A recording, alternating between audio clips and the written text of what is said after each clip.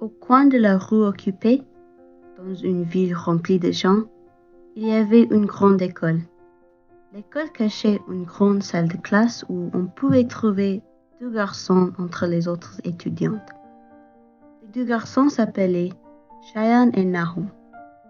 Malgré leurs nombreuses différences, ils ne pouvaient pas être séparés. Ils étaient les plus intelligents dans leur classe et les meilleurs amis. Pendant la classe, Cheyenne avait toujours une réponse pour la question que la maîtresse posait avec un bras tendu et un sourire enthousiaste. Mais Nahum vérifiait toujours la réponse dans son livre et écrivait tout ce qu'il entendait avec sa tête coincée à son cahier. Après le déjeuner, les 2 couraient toujours à l'arbre dans leur cour et faisaient passer un ballon pendant que Nahum racontait un nouveau conte qu'il avait vu dans l'une de ses bandes dessinées et Cheyenne se plaignait de sa note de l'examen de mathématiques. À la fin de la journée, les 2 montaient dans le bus et discutaient des choses qui se sont passées dans leur cours. Un matin, quand les garçons avaient leur seul cours ensemble et leur cours préféré, les sciences naturelles, la maîtresse a annoncé un nouveau projet. Elle voulait que les étudiants fassent des recherches sur les animaux différents qui sont natifs de l'écosystème de la région. Après que la maîtresse a dit que les étudiants doivent faire des groupes de 2, Nahum et Cheyenne se sont levés les mains à toute vitesse et ont crié « Nous voulons être ensemble !» Les 2 sont passés le reste de la journée d'école débattre de leurs idées pour le projet. Ils descendaient du bus quand Cheyenne a repéré un trou de feu dans une ruelle proche. La curiosité a attiré Cheyenne à la ruelle, qui a ensuite tiré Nahum de la route tout autour. Les garçons ont approché le trou sur la pointe de pied et finalement ont découvert 2 grands yeux noirs, un petit nez rosé et un corps orange et rayé. Ils ont trouvé un chat. Cheyenne s'est accroupi immédiatement et il a dit « Tu as une famille? Comment tu t'appelles ?»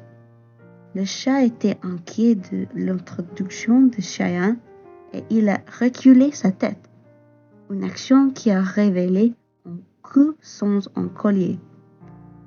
Nahum a ensuite cherché dans son sac à dos pour une barre de céréales et offert un morceau au chat pendant qu'il disait « Tu veux venir avec nous ?» Le chat a reniflé la friandise avant de manger seulement tous les morceaux. Après ça, le chat a donné un petit coup de tête à la main de Nahum et les 2 garçons ont compris son geste qu'il a dit oui. Les garçons sont rentrés à la maison avec un nouvel enthousiasme.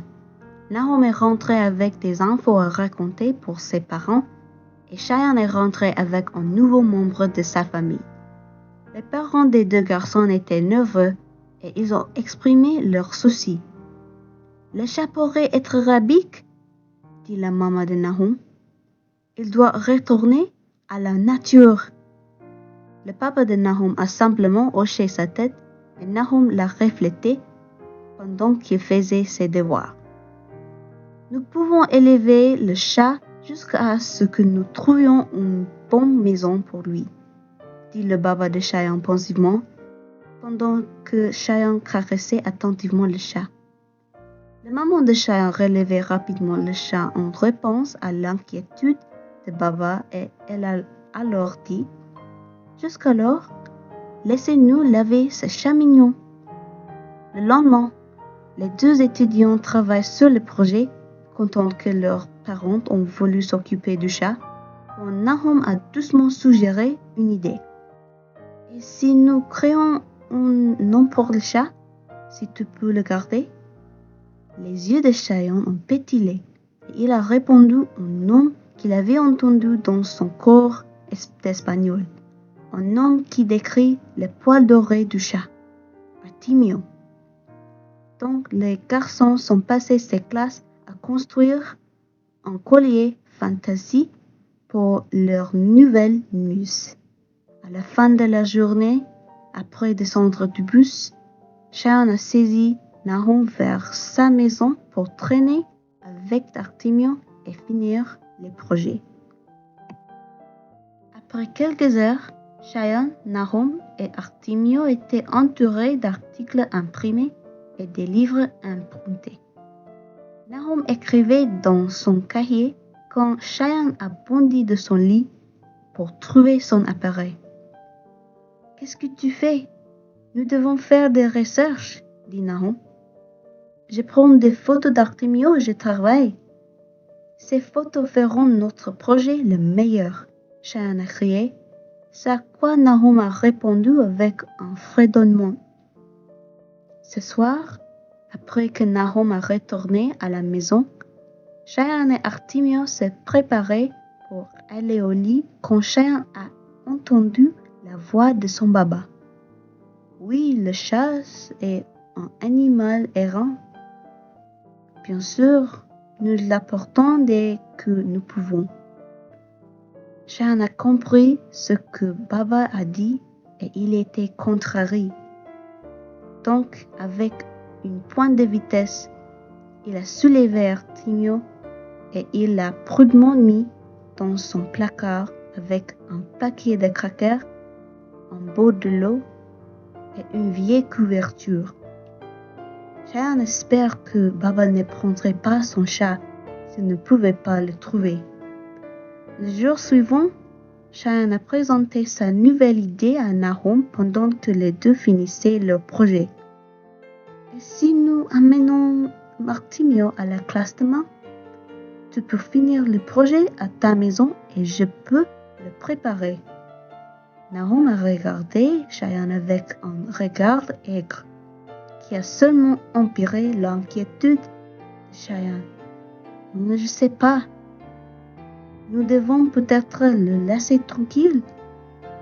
À partir de cet instant, les deux garçons ne se sont pas parlé pour le reste de la journée, même après descendre du bus. Cheyenne est rentré à sa maison à son baba en colère. « Où est le chat, Cheyenne? Où est-ce que tu l'as mis? »« Je ne sais pas, criait Cheyenne, et il a couru vers sa chambre pour s'enfuir la colère de son père. Mais Cheyenne a couru dans une vision d'horreur. Artemio n'était plus dans son placard. Il a cherché toute sa chambre jusqu'à il était fatigué et puis il s'est endormi en pleurant à la vue d'une couverture vide. Maman a réveillé Cheyenne avec douceur pour le dîner. La sieste ne l'a pas aidé, donc Cheyenne a pleuré encore dans les 30 de sa maman pendant qu'il a dit tous ses soucis. Maintenant, commençait maman, tu dois te détendre. Compte sur Artemio pour trouver sa maison. Compte sur ton ami Nahum pour comprendre la situation. Et compte sur toi pour faire un bon projet. Cheyenne a lentement lâché maman et il a essuyé ses larmes. Avec les mots de sa maman dans sa tête, Cheyenne a marché dans sa classe le lendemain avec confiance vers Nahum. « Laissez-moi présenter le projet, dit Cheyenne pour ses excuses. Alors, pendant leur tour, Nahum a tenu le panneau d'affichage pendant que Cheyenne présentait le projet. Ce n'était pas parfait. Cheyenne a parlé trop fort et il a oublié des mots. Mais les autres étudiants et la maîtresse ont simplement glossé.